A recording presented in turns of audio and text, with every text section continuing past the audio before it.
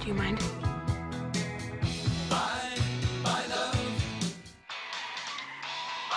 Action! Don't leave me! I think you're in danger!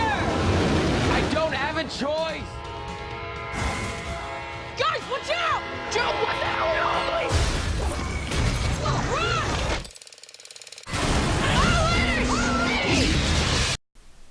Okay, so I wasn't that lucky. That's not what an extra is. These are extras. The people you see in crowds, the backgrounds. This is how I became an extra in Super 8. My friend Monica got a text from her uncle saying that a famous director was coming to town. That director was J.J. Abrams, one of my favorite directors of all times. About a week later, I turned on the news and saw this.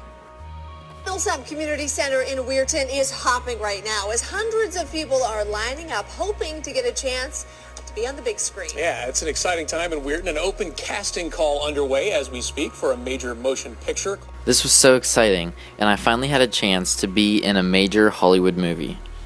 So I drove to the community center where they were having the auditions in the gym, and there were people everywhere. I had to wait in line to get to the forms.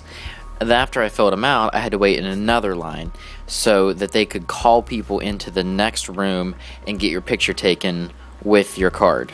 After an hour of waiting, I made it to the next room and got my picture taken. The only thing left to do now was wait. The next few weeks I spent following the film around town with my friends and family. We'd figure out where filming locations were and sneak up, take pictures, and just catch all the action. Time went by and I started to lose hope. I didn't think I was going to be in the movie. Until one day, I was sitting in class, and I got a call on my phone. It was the casting director for the movie.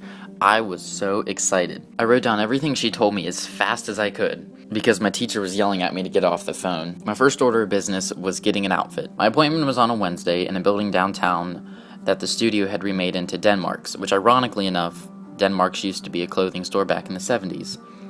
When I got inside, there were clothes everywhere, people trying on outfits and everything. After I got upstairs and filled out a time clock sheet, a girl came back with a few different outfits for me.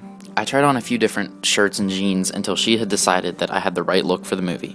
I would be wearing a maroon t-shirt with white stripes and blue jeans on. She tagged my outfit and I was free to go for the day. I was told that I'd be contacted when it was time to film. I was called only a couple days before the actual filming that I would be in, and when they would call you, they'd give you a secret group name. My group name was Titanic Kids.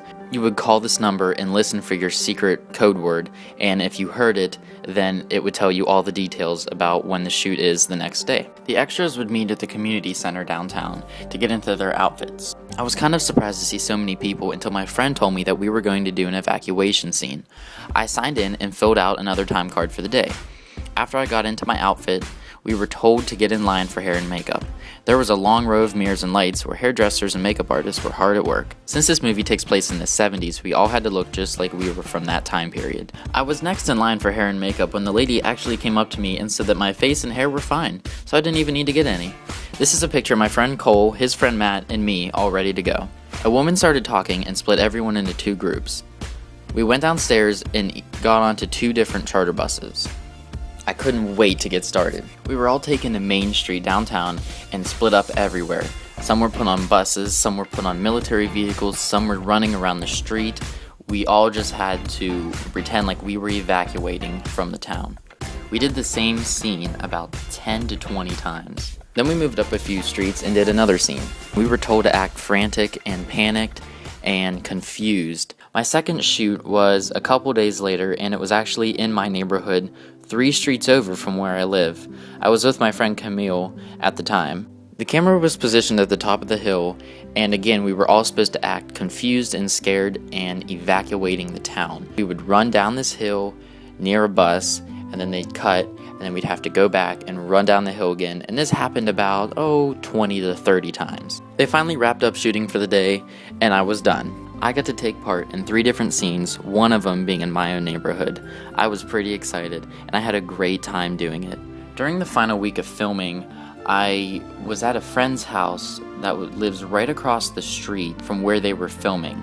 They destroyed this house, and during one of their breaks, I got the guts to walk down there in the middle of the set and ask for J.J. Abrams' autograph. He's probably the first famous person that I've ever met My role as an extra was over, the filming was done, and finally after a few months of waiting, June was here, and Super 8 was ready to come out. I went with a group of friends on opening day, and we had a blast. I loved the movie, and it was great seeing my hometown on the big screen.